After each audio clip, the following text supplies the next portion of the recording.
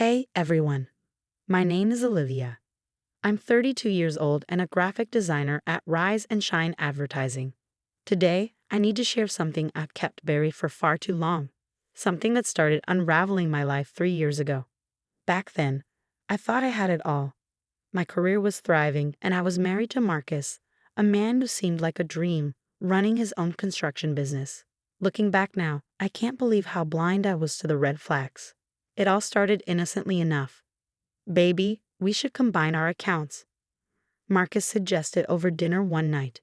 It'll be easier to manage our finances, especially when we start a family. I hesitated. I've always handled my own money. Don't you trust me? We're partners now. That's how it began. Little by little, my financial independence eroded. And then they entered the picture. Marcus's sisters, Diana, Rachel, and Sarah. I call them the toxic trio now. Diana was always in a crisis.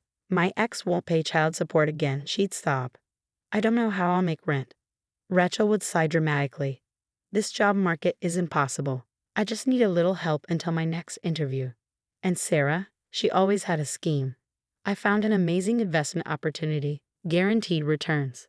At first, I wanted to believe Marcus was just helping family, but my best friend Jade noticed something was off. Olivia, why are you bringing lunch from home when you make good money? She asked over coffee. Something's not adding up. Marcus says we need to budget. His sisters are going through rough times, I'd say, defending him. We're just being careful. But deep down, I knew something wasn't right. Even my boss, Carlos, noticed. Your work is outstanding, Olivia, but you seem stressed. Is everything okay? I brushed it off. Just tired. But the breaking point came last week. I stood at the bus stop, digging through my purse for change. I make $75,000 a year, yet I couldn't afford a $2.50 bus fare. That night, I confronted Marcus. We need to talk about our finances. Not now, babe. Diana needs help with her mortgage again, he said, brushing me off. I couldn't get to work today. I'm out of money. You're being selfish. They're family. Besides, I handle the money. You're not good with numbers. That night, I lay in bed listening to him make more promises to his sisters over the phone with my money. 3 years. 3 years of my salary disappearing while his family lived comfortably. I couldn't even afford new socks. But I'm done being quiet. I'm done being their ATM. Then came the discovery that shattered everything. Olivia, we need to talk, Jade said, pulling me into her office at the bank. Her voice was tight with concern. I looked into something and you're not going to like what I found. My heart pounded as she laid out the bank statements. Every month, my entire paycheck was being split between 3 accounts. These belong to his sisters, don't they? Jade's voice was gentle. I felt sick. 2 years. Over $150,000. Gone. I trusted him. That night, while Marcus was at a business meeting, I searched his office. Hidden in a drawer were letters, loan applications, and credit card statements with my forged signature. As I tried to process the betrayal, my mother-in-law called. You wouldn't believe what Diana just told me. Marcus helped her book another Vegas trip. Vegas.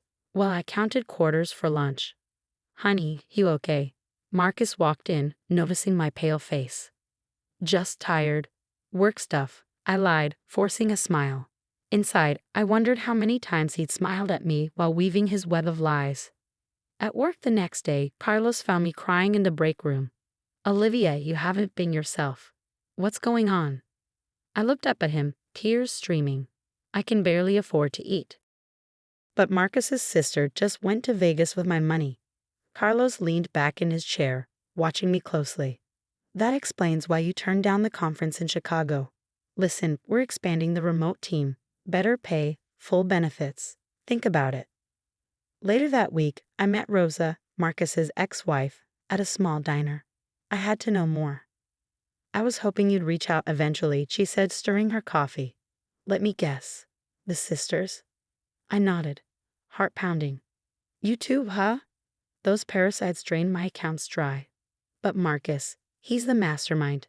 The sisters? They're just his cover. He did the same thing to me, forged signatures, secret loans, the whole circus. How did you find out? I asked, my voice barely above a whisper. The same way you are now. piece by piece until the whole ugly puzzle comes together. As if on cue, my phone buzzed. A text from Sarah. Hey sis, need a small favor. Got this amazing crypto opportunity. I took a deep breath. How much this time? Just $5,000. Guarantee returns. Marcus said you just got a bonus. That night, I overheard Marcus on the phone. Yeah, I transferred Olivia's bonus to you. No, she doesn't know. Just keep quiet about the business loans. What do you mean the contractor's threatening to sue? I'll handle it. I pretended to be asleep when he came to bed, my mind racing. The next morning, I started recording everything. Every phone call, every conversation, every loan request. Your business partner called about the missing payments I mentioned casually over dinner. Marcus's fork froze mid-air. Don't worry about that. The business is fine. But his eyes told a different story. And Diana's Vegas trip. Oh, she won some contest. More lies. I knew then that this went far beyond my missing salary. I needed to find out just how deep this rabbit hole went. I began keeping a detailed log, dates, amounts, conversations. Each entry was another nail in the coffin of my marriage. The picture it painted was worse than I imagined, but for the first time in years, I felt something besides helpless. I felt dangerous. Jade was relentless in her support. You need a new bank account like yesterday, she said, sliding paperwork across her desk. One he doesn't know about at a different bank. But I have no money saved. How am I supposed to rent a place? First things first, every journey starts with small steps. She leaned forward, determined. I've got an emergency fund with your name on it. Pay me back when you're settled. Jade, I can't. You can, and you will. That's what best friends do. Besides, I want front row seats when karma hits your dear husband. Over the next few weeks, I became a ghost in my own life. Every lunch break was a mission. Monday, secured a P.O. box. Tuesday, copied all the forged documents. Wednesday, apartment hunting. It felt impossible, until Carlos called me into his office. About that remote position, it starts whenever you're ready. Double your current salary. I nearly cried. That's incredible, but I still need to figure out where to live. Carlos smiled. Actually, my sister Maria owns several apartment buildings. I told her about your situation. Carlos, I can't afford. First month's free. Security deposit in installments. Rent straight from your new salary. She helps women in situations like yours. It's a third-floor unit in a safe neighborhood, security system included. Perfect for starting over. The universe was finally conspiring in my favor. Back home, the circus continued. Rachel sobbed on my couch. Olivia, please, I just need $2,000 for my car payment. Didn't Marcus give you money last week? I asked, keeping my voice calm. She hesitated. Well, yes, but... The panic in her eyes told me everything. I excused myself, pretending to take a work call, but really I was recording every word. That evening, the kitchen turned into a confession booth. Marcus, the bank's asking questions. Sarah snapped. We need to move the investment money somewhere else. Keep your voice down. Olivia might hear. Who cares? She's too busy working her little design job. Diana laughed. That little job is funding your entire lifestyle. I typed everything into my evidence file, hands shaking with rage. I'm taking a business trip next weekend, Marcus announced at dinner. Just 3 days. Big client in Phoenix. Perfect. The moment his flight took off, my plan launched. Jade helped coordinate with 2 movers she trusted. 4 hours, that's all it took to pack up my life. Take the expensive stuff he bought with your money, Jade advised. It's legally yours. I left my wedding ring on the kitchen counter, along with a letter addressed to Marcus's parents. Inside was everything: bank statements, forged loan documents, and a detailed account of their son's betrayal. I wanted them to know the truth and to have proof. That night, as I sat on my inflatable mattress in my new apartment, courtesy of Jade, my phone began to explode with messages. Sarah, investment opportunity, major returns. Call me. Diana, we're family. How could you?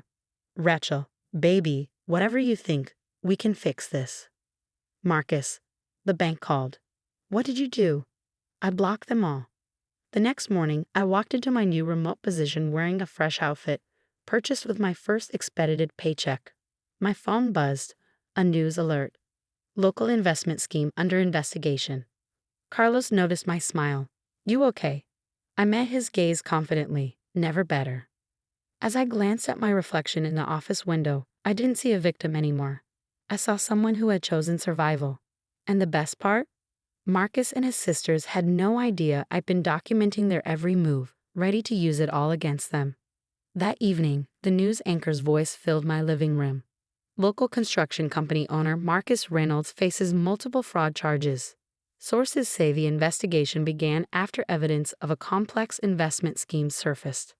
My phone rang. It was Rosa. Are you watching this? She asked, her voice almost gleeful. Every second.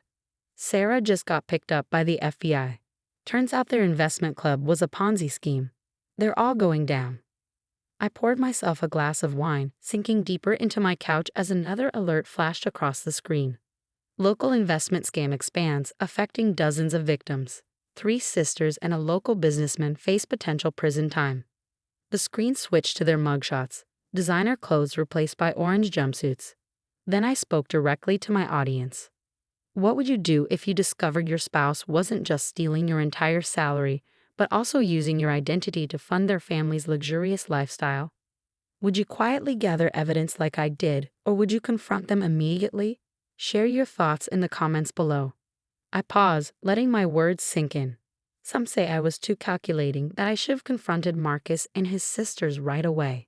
Others might think I went too easy on them by letting the law handle it. What do you think? Was my revenge too cold or not cold enough? I leaned closer to the camera,